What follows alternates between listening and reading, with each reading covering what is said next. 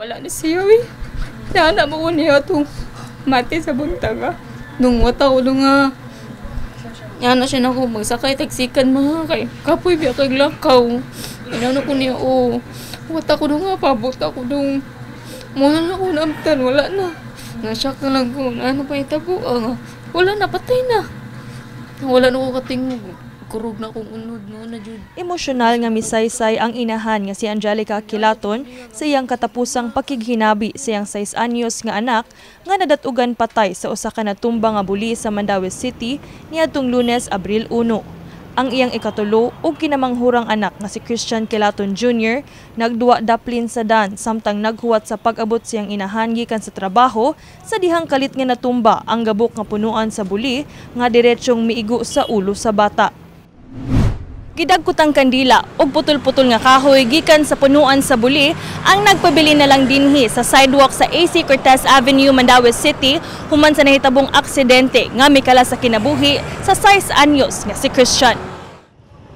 Hugot nga investigasyon mahitungod niini ang pagabuhaton sa kagamhanan sa dakbayan sa Mandaue. Asoy ni City Administrator Attorney Jamal Kalipayan nga mag-atubang og sanksyon responsable sa nahitabong disgrasya. For me, this is unforgivable.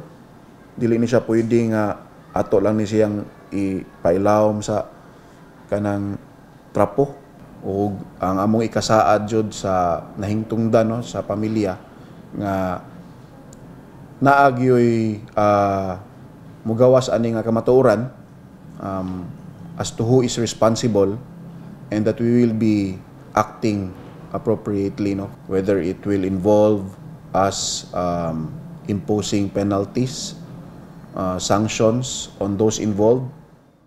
Apan ang lola sa biktima mingsaysay nga dugay na nilang gireport nga ipatangtang ang maong punuan apan uwahin na ang pag-aksyon sa kagamhanan. Adton lang barangay. Tuod sila nga to city. Anton nga sige na lag sila kunkuan bitaw. Mo to nga Anton nawa na lang gyud na lang gito nila kana. Nang gyud nya. Nanuman pagkahitabo na noon, kugihan makain sila ni gabas dito.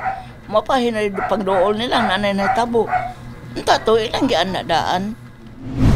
Gani dunay kopya sa letter request nga pinitsahan pa ni adtong November 2024 nga naghangyo sa Mandaue City Disaster Risk Reduction and Management Office nga ipaputol ang maong punuan. Butang nga wala gilimod sa city administrator. Naay November nga request. So as to why wala na siya na-act on until now, that is something that is part of our investigation among tanawon. Gani gisuwayan nato pagpangayo og habig ang pangu sa Mandaue Disaster Team apan nagdumili kini sa paghatag og komento tungod sa investigasyon. Subay niini ato sab naabtan nga gibisita sa personal sa Mandaue CDRRMO ang usa ka gamayng simbahan sa Barangay Tabok kinsa nag-request nga ipaputol ang punuan at tubangan sa ilang luna. Matod pa sa operations head sa disaster team nga lakip sa hagit nga makalangay sa ilang mga operasyon ang mga linya sa kuryente ug telco wires nga miigo ug nagbaliko sa mga punuan. Kana yung pag-inspeksyon namo.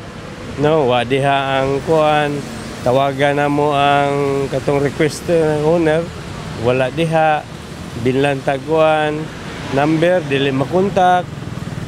Insay ug mo sud pata na iro mo kuan. Ya ingon ani nga mga wires mo gini siya usa na mo nga makuan ya kanang sa biko labi na sa biko nga wires maglisod mi og kuan gyud basta live wire pa na siya. Samtang padayon ang investigasyon, hustisya ang panawagan sa pamilya Kilaton. Mga lagway hinabang basta nalang hustisya. Maunay among ipangayo. Kaya ang pagkamatay no kay sakit jud kaayo. Di ka bayran ka. Di ka bayran jud. Gikatakdang ilubong ang patayng lawas ni Christian sa umaabot Abril 13. Kini si Queenie Holigon alang sa MyTV Cebu.